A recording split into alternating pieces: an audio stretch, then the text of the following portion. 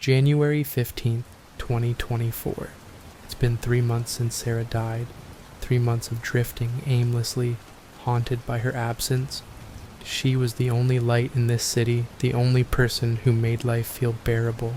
Now, every street, every corner is filled with memories of her. I see her in every stranger's face, hear her laugh in the whisper of the wind, but she's gone.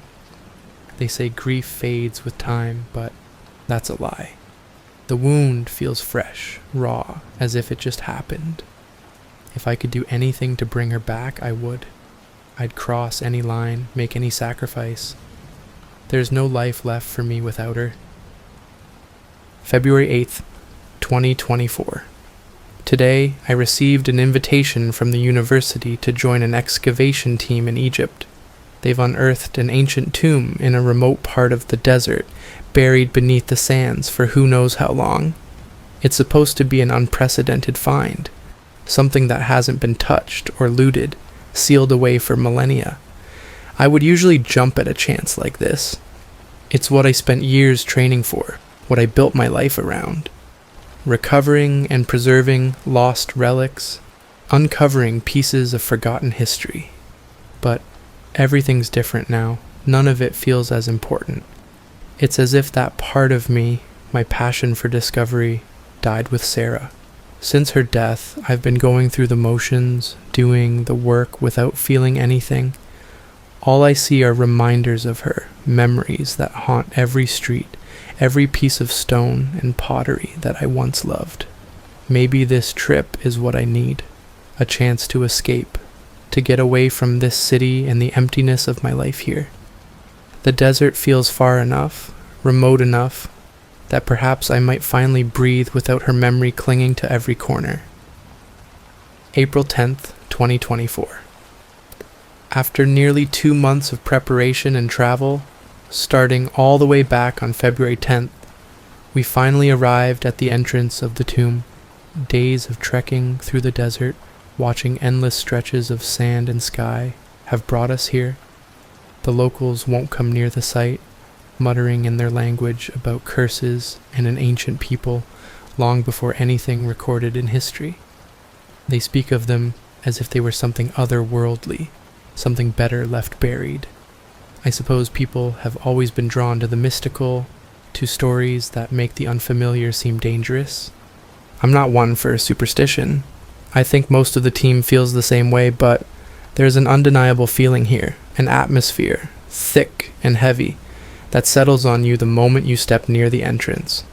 The tomb itself is sealed tight, as if it was never meant to be opened, the stones in perfect alignment, untouched for ages. It's quite a sight.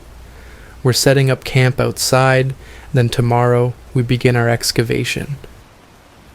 April 18th, 2024.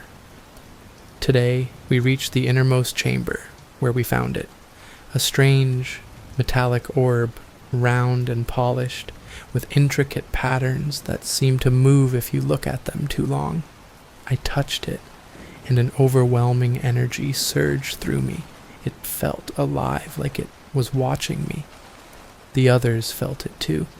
They backed away, but I couldn't. I've named it the Aether. There's a dial at its base, intricately designed, almost inviting me to turn it. Part of me feels it's a warning, but I can't resist. This discovery might just be my ticket to the Pomerantz Award. And maybe, just maybe, it'll be enough to turn my life around, to fill the void that's been haunting me since Sarah. April 19th, 2024. I brought the artifact back to my tent tonight. It's unlike anything I've ever seen, something that defies every explanation I can think of. No seams, no visible joins, nothing to suggest how it was crafted. It's perfectly smooth, round, with intricate, almost hypnotic patterns etched across its surface. And it glows, just faintly, with a color I can't describe, something unearthly, as if from another realm entirely. No light source, no wires, nothing to explain the faint illumination, and yet there it is. If the age of the tomb is any indication, this orb has withstood thousands of years, buried and untouched, and yet it looks brand new, without a single mark or blemish. It's almost unsettling how pristine it is, like it exists outside the natural laws of time itself. I've spent hours examining it, trying to understand how it was made, but I'm at a loss. The material feels ancient, yet flawless, and it's alluring. There's something about it that pulls me in, a voice at the edge of reason whispering to turn the dial set at its base. Part of me knows I should stop, to set it aside and let someone else take the next step, but my curiosity won't let me. I need to know what happens when the dial turns, to see if there's something more hidden within this strange relic. April 20th, 2024. I don't even know how to put this into words. I turned the dial, just like I'd been itching to do, and then everything around me shifted, twisted, like the world itself was melting, bending in impossible ways. My tent, the sands of Egypt, all of it, gone. Now I'm here, wherever here is, trying to make sense of what just happened. After standing there for what felt like an eternity, I reached for the nearest door and opened it. My heart pounded as I stepped forward, unsure of what I'd find. Beyond it was New York, or a version of it, but the sky was dark and tinged with an ash-like haze, the streets empty, buildings abandoned and crumbling as though they hadn't been touched in years. Strange figures roamed the streets, creatures, almost human but not quite. They moved with odd, jerky motions, like puppets barely held together. I bolted back into the corridor after one of them looked at me and began sprinting towards me. I slammed the door just in time. My hands are shaking and I'm still trying to catch my breath. This ether isn't just some ancient relic. It's a gateway, a passage to somewhere else, somewhere I was never meant to go. I'm writing this down right here, standing in this eerie corridor, because I don't want to forget a single detail. Whatever this place is, it feels real, and I don't know how or if I can get back. May 5th, 2024. I've lost track of the days. I think it's May 5th, but I don't know anymore. Each time I pass through a door, it feels like I leave another piece of the world I knew behind. I know one thing now with certainty.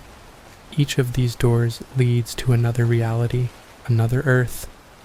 Some of them are almost familiar, close enough that for a moment I can pretend I'm home.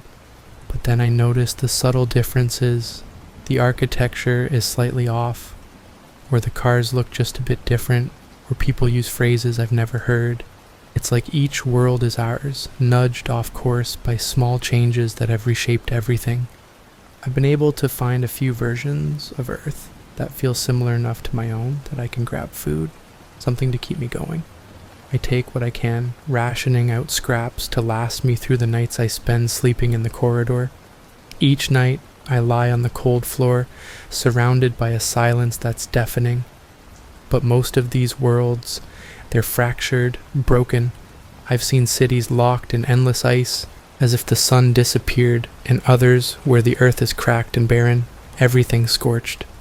In one world, I saw Nazi banners draped over every building, streets patrolled by soldiers as though freedom was nothing but a memory. I was nearly spotted, slipping out of sight just in time to get back through the door. Then there was the wasteland, where the air was thick and toxic, the sun barely visible through layers of haze. I found the skeletons of people everywhere. Buildings and cities stripped bare, empty except for creatures prowling the ruins, beasts with fangs and claws, moving in packs, silent and deadly. I don't know how I escaped, but these other worlds, no matter how alien, only fuel me, because each time I see what's possible, what these alternate lives hold, I can't help but think that somewhere out there, Sarah might still be alive. Maybe there's a reality where she never died, where I could still find her. Sarah, if you're out there somewhere, I swear, I will find you. Unknown date 2024. I feel like I'm drifting in this endless quest, moving from one reality to another. All I want is to find her, to find a world where Sarah is still alive. But in every reality I've stepped into, there's always something keeping her from me. In some worlds, she never existed at all. A hollow void where her name, her smile, her laugh should have been. It's as if those realities were always meant to be without her. In others, I find traces, but only in the past, a memory, a mention in an obituary, a life ended too soon. Every world I've touched so far has taken her from me in one way or another. It's maddening. She has to be out there somewhere. A version of her who lived past that night. She has to be. In one of these worlds, there must be a version of her who didn't die. A world where we can finally be together. I can't stop until I find it. Unknown date 2024. Something else is here, watching me. I've started seeing it. A tall, dark figure, hooded and floating just at the edges of my vision. At first, I thought it was just a shadow, but it's more than that. It's waiting, lurking in every reality I visit, growing closer with each step I take. I feel like it's following me through each world, waiting for the right time to strike. It almost reached me as I explored another world today. As I closed a door, I felt its hand, cold and sharp, brush against the edge. My skin is still numb where it touched. I don't know what it is or what it wants, but I feel like I'm trespassing on something sacred, that each door I open brings it closer. It won't stop me. I will find her. Unknown date 2024. I found her. After all these doors, these twisted, broken worlds, I finally found her. After some searching in this world, I located her. My Sarah, alive, laughing, exactly as I remember her. My heart nearly stopped when I saw her, sitting in a small park, watching two children play nearby, her face glowing with the same warmth I'd lost all those months ago. In this world, she's a mother, she has a family, she's here, she's alive. And then I noticed him. He walked up to her, sat down beside her, leaned in close, laughing. A version of me, her husband. He looks like me, acts like me. He is me, but living the life that I never got to experience. And then it hit.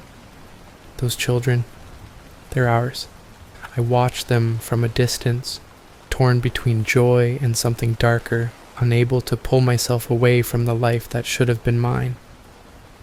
Unknown date 2024. I've been careful, so careful, studying every detail. I've shadowed this world's version of myself, learning everything I need to know. I know his, my habits, his work, his friends. I could take his place. I know I could. I just need to wait for the right moment to slip in and be with her the way it was meant to be. Unknown date 2024.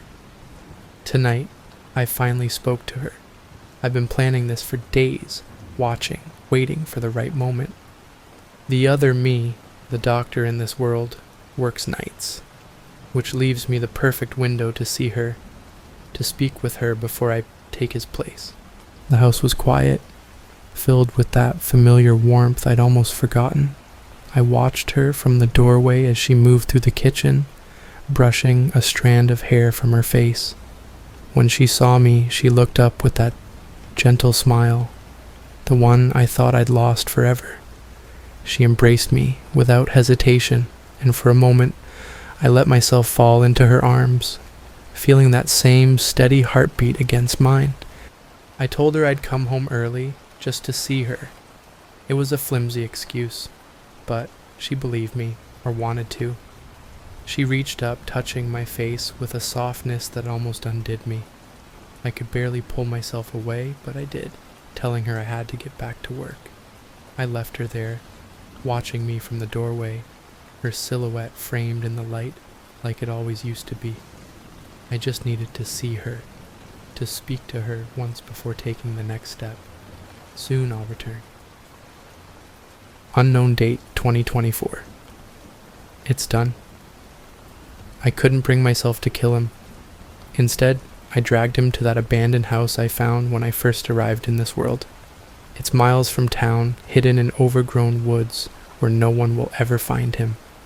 I locked him inside, leaving him there to fade away, forgotten and alone. Now I'm here, in our home, with Sarah and the children. She has no idea. To her, I'm her husband, the man she's known all these years. For the first time since she died, I feel peace, like I've finally found my way back to where I belong. But at night, I still see the hooded figure lurking in the shadows closer than ever. It's as if it's watching me, a silent warning I can't quite understand. I don't know what it wants, but it's as if it's reminding me that this peace is fragile, that my place here is borrowed, not truly mine. The figure won't let me forget. Unknown date 2024. Everything fell apart. I can barely hold this pen, barely breathe as I try to make sense of it. Sarah, my Sarah, she's gone, killed in the same brutal, senseless way, like a nightmare I can't wake from. I heard her screams echo through the house, that same horrific sound that shattered my world once before. It all played out again, every awful detail. I thought I'd saved her. I thought I could finally have her back, that this life was mine to keep, but it was all a lie. Why did this happen again? As I stood there, paralyzed, I saw it, the hooded figure. It was there, watching from the corner of the room, silent and cold, like it had been waiting all along for this to happen. This time I didn't need to ask. Its voice echoed in my mind. It told me that in every reality I entered, her fate was already sealed. Just me being there, just stepping into her world, was enough to pull her death closer. Every time I found her, it was like I was signing her death warrant all over again. I didn't want to believe it, but deep down I knew it was true. She died because of me, because I couldn't let her go. And each time, my love, my obsession, was the thing that destroyed her, over and over, no matter where I went. The truth hit me like a dagger to the heart, tearing through any last shred of hope I had left. My obsession, my refusal to let her go, had become her curse. I brought death to her in every world I touched, every door I forced open. The figure, looming in the corner, seemed to have been waiting for me to understand. In that cold, echoing voice, it offered me a choice. I could turn the dial on the Aether and return to my own world, back to the exact moment I'd left. I'd arrive without any memory of her, free from the relentless pull that had driven me here. And in this world, she would live. My absence would release her from this curse, freeing her to live the life she was meant to have, untouched by my presence. Or I could keep going, pushing through these doors, chasing her from one reality to the next, only to find her, lose her, and watch her die again and again. He disappeared, leaving me with my thoughts. I didn't need the figure's voice to tell me what I had to do. I felt it deep inside, the weight of the destruction I had caused, the suffering I had brought upon her. This memory, this version of her, was never meant to be mine. I can't be the reason she dies again. So, I choose to let go. With trembling hands, I reach for the dial, knowing that when I turn it, she will live. Somewhere, in a world free of me, she will live, and that is enough. The artifact known as the Aether was swiftly confiscated from Leon by a covert, black-budget division of the government, a program dealing in anomalies so secret that even its name remains classified. Once word of the discovery reached their channels, agents tracked Leon down, demanding every record he'd kept related to the artifact. Leon handed over his notes without hesitation, blissfully unaware of the journey chronicled in the pages, his memory of those events erased upon his return. Now the journal and the Aether lie sealed within the program's deepest vaults, secured far from any prying eyes. Shortly afterward, Leon himself was taken by program operatives under the guise of further evaluation. He vanished without a trace, leaving only whispers among colleagues. To this day, no one knows what became of Leon Carter.